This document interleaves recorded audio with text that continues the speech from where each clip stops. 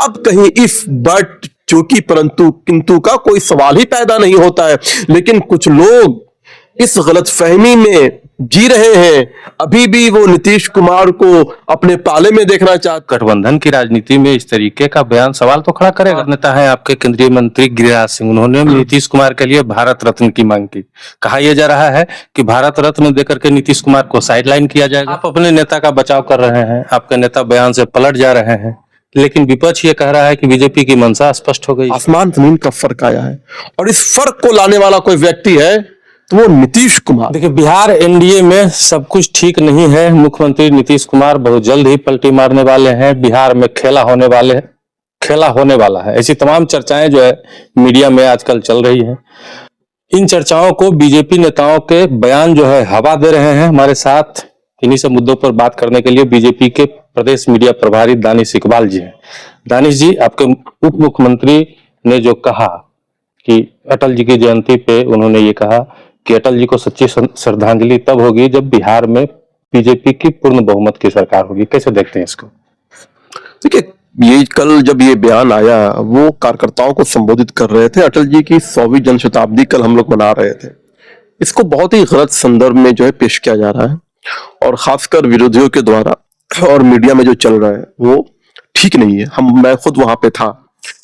पूरे बयान को अगर आप देखिएगा, विजय जी के पूरे कंप्लीटली बयान को देखिएगा, तो वो उससे काल को याद कर रहे थे जब लालू प्रसाद की सरकार बिहार के अंदर थी। जंगल राज, अपहरण, हत्या, अपराध की सरकार जब यहाँ पे थी, तब विजय जी लोग जब युवा थे और जिस प्रकार से उन्होंने जो है खून पसीना बहाए, लाठियां खाई, और उसके बाद जो एक संघर्ष था, उसके बाद उस संघर्ष के बाद जो है श्रद्धेय अटल बिहारी वाजपेयी जी ने नीतीश कुमार को बिहार भेजा और बिहार की कमान दी।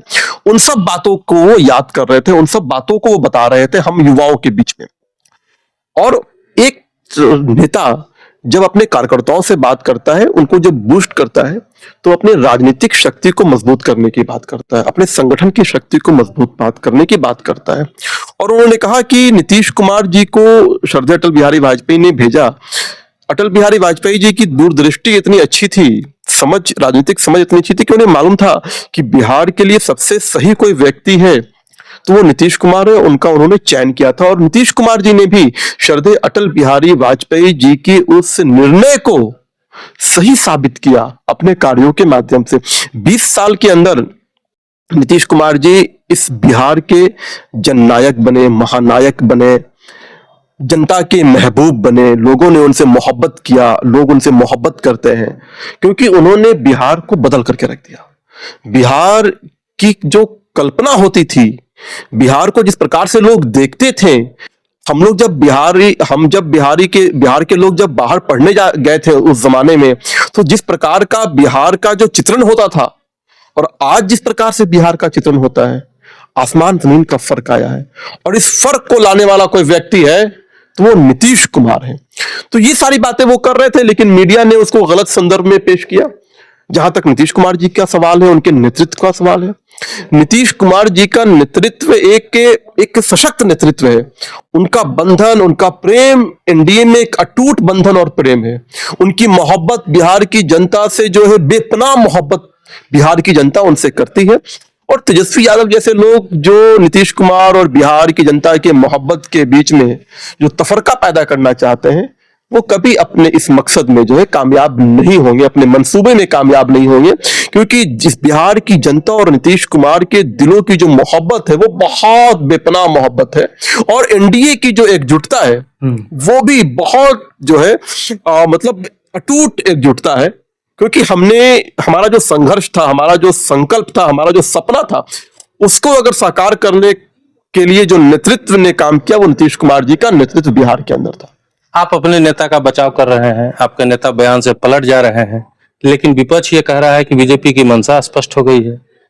बीजेपी की मंशा स्पष्ट है। नीतीश कुमार जी के नेतृत्व में ही हमने 20 साल में बिहार को बदला है और आने वाले समय में भी नीतीश कुमार जी के नेतृत्व में ही बिहार के कार्य को आगे ले जाएंगे। 25 के चुनाव भी नीतीश कुमार जी के नेतृत्व में लड़ेंगे। यही मंशा हमारा है जो बहुत ही स्पष्ट है, सभी नेताओं के द्वारा ये मंशा को स्पष्ट कर दिया गया है। अब कहीं इफ बट चूंकि परंतु किंतु का कोई सवाल ही पैदा नहीं होता है, लेकिन कुछ लोग इस गलतफहमी में जी रहे हैं, अभी भी वो नीतीश कुमार को अपने पाले में देखना चाहते हैं। बड़े बेशरम लोग हैं, बहुत ही जो है लज्जा नहीं उनके अंदर है कि बार बार उनके नेता कह रहे हैं नीतीश कुमार जी से तेजस्वी मिल रहे हैं, झूठ झूठ बोले जा रहे हैं। इतना गंदी और नॉनसेंस लोग राजनीति तो मैंने देखा नहीं। अब बताओ, नीतीश कुमार को बोल रहे हैं कि नीतीश कुमार तेजस्वी यादव से मिल रहे हैं, उनके लोग बोल रहे हैं। तो ये नॉनसेंस बातें हैं, बेसलेस बातें। सत्ता की भूख और सत्ता की चाहत इस कदर हो गई है तेजस्वी यादव और उनके दलों के लोगों के कि कोई मान मर्यादा ही बची नहीं, कुछ भी बोले जा रहे हैं। क्या करे विपक्ष सर, मुंबई में हम लोगों ने देखा, महाराष्ट्र में किस तरीके से शिंदे जी के नेतृत्व में चुनाव लड़ा गया। उसके बाद जब जैसे ही बहुमत आपको मिला, मतलब ज्यादा सीट आपको मिला, तो आपने उनको उप मुख्यमंत्री बना दिया। बिहार में भी यही हो सकता है। शिंदे जी को मुख्यमंत्री थे, जब वो कम सीट में थे तो भी मुख्यमंत्री थे। अभी जब भारतीय जनता पार्टी को बड़ी संख्या में वहां सीटें मिली तो सामूहिक निर्णय हुआ, कोई एक निर्णय नहीं था चुनाव को पहले उसमें क्योंकि मुख्यमंत्री थे, उन्हीं के नेतृत्व में चुनाव लड़ा गया था और ये तय था कि चुनाव के बाद जो है मुख्यमंत्री तय होगा, पहले से तय था वहां पे। और उसके बाद से जो है, जो किसी भी राजनीतिक दल के अंदर जिस प्रकार का जो मैंडेट होता है उस आधार पर निर्णय होता है, तो वहां पर जो है सहमति के साथ निर्णय लिया गया है, तो कहीं कोई उसे किंतु परंतु नहीं है। यही तो विपक्ष कह रहा है कि बिहार में भी यही मंशा है कि हम जब बिहार में सीट तो ज्यादा बिहार आएगी में तो क्यों बिहार नीतीश में कुमार का चेहरा 2020 में किसको सीट ज्यादा थी? नियत देखा जाता है, नियत किसकी कितनी साफ है। हमारी नियत तो शुरू से साफ है। हमारे लिए तो नीतीश कुमार जी जो है सबसे बड़े भाई हैं, हमारे नेतृत्व करता है, हमारे गार्जियन है। सीट कम हो ज्यादा हो महत्व नहीं रखता है, हमने इसको साबित किया है 2020 में। 2020 में हमारी कितनी सीट थी, नीतीश जी की कितनी सीट थी, लेकिन जब हमने उनको मान लिया कि वो हमारे बड़े हैं, गार्जियन हैं, नेतृत्व करता है तो है। यही भारतीय जनता पार्टी की संस्कृति है, यही भारतीय जनता पार्टी का जो मोहब्बत प्यार स्नेह है अलायंसों के साथ वो दर्शाता है। इसके पहले हमने जो कमिटमेंट किया उसको करके दिखाया। इसके पहले आपके गृह मंत्री अमित शाह जी ने भी बयान दिया था। उसके बाद दिलीप जायसवाल जी प्रदेश अध्यक्ष है, उन्होंने भी दिया था बयान कि मुख्यमंत्री के नेतृत्व, नीतीश कुमार के नेतृत्व में ही चुनाव लड़ेंगे। लेकिन 24 घंटे बाद अपने बयान से पलट गए। गठबंधन की राजनीति में इस तरीके का बयान सवाल तो खड़ा करेगा। अमित शाह जी ने जो बयान दिया था वो एक चैनल के मंच पे एक बयान दिया था, वो बहुत स्पष्ट बयान था। एक जो लोकतंत्र के अंदर उन्होंने क्या कहा, तो उन्होंने कहा था कि जदयू भी तय करेगा। ये तो भाई साहब, जब भी चुनाव होता है तो भाई उस पार्टी के लोग भी तो तय करेंगे ना। तो उन्होंने तो एक लोकतंत्र की बात की थी, स्पष्ट बात किया था। उन्होंने तो ये तो नहीं कहा था कि नीतीश कुमार जी के नेतृत्व चुनाव नहीं लड़ेंगे, या कोई निर्णय तो नहीं दिया था उन्होंने तो जो एक लोकतंत्र की जो परंपरा है उसी के वाहक के नाते उन्होंने बात कही थी।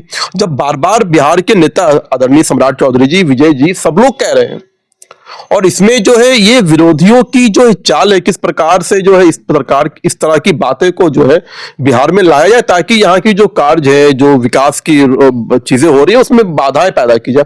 लेकिन वो अपने मकसद में कामयाब नहीं होने वाले हैं। एनडीए बहुत सशक्त है, एकजुट है, और नीतीश कुमार की जो शख्सियत है, जो राजनीतिक काबिलियत है उनकी, वो उनको महान बनाती है। नीतीश कुमार जी इस बिहार के महानायक है, बिहार रत्न है वो, जिस प्रकार से उन्होंने बिहारियों के लिए काम किया है, इसलिए उनको कोई भूल नहीं सकता।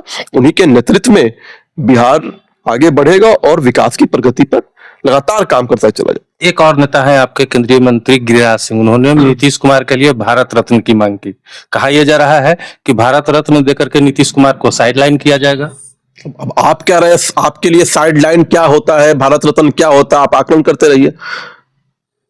आदरणीय गिरिराज सिन्हा जी ने कहा कि नीतीश कुमार जी की जो शख्सियत है वो भारत रत्न के लायक है, उन्हें भारत रत्न मिलना चाहिए। अब आप इसमें जोड़ रहे हैं कि साइड लाइन और गाइडलाइन और जो भी मिडिल लाइन आपको जोड़ना है आप जोड़ते रहिए।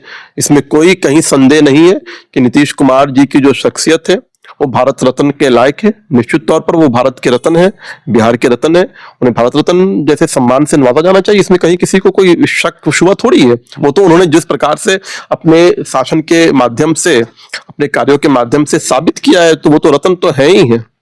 मतलब आप ये कह रहे हैं कि एनडीए में सब कुछ ठीक ठाक है, ऑल इज वेल है, 2025 में अगर बहुमत मिलता है तो मुख्यमंत्री नीतीश कुमार ही बनेंगे।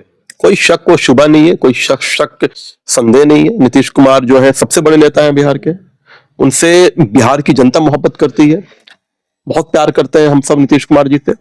और उनके प्यार का नतीजा है कि नीतीश कुमार जी को शक्ति मिलती है, मोहब्बत मिलती है। जब मोहब्बत मिलती है, प्यार मिलती है, जनता का आशीर्वाद मिलता है, तो उनको शक्ति मिलती है काम करने का। और वो लगातार इस मोहब्बत, इस आशीर्वाद, इस प्रेम को पा करके बिहारियों के लिए काम कर रहे हैं।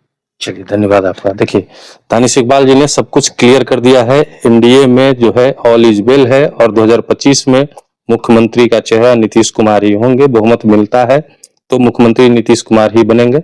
हालांकि बाकी अभी जो चर्चाएं चल रही हैं वो हवा में है, और इन चर्चाओं को कितना बल मिलता है आगे जाके पता चल पाएगा। बाकी मिलते हैं अगले वीडियो में, तब तक के लिए बने रहिए, देखते रहिए मगही न्यूज़। धन्यवाद।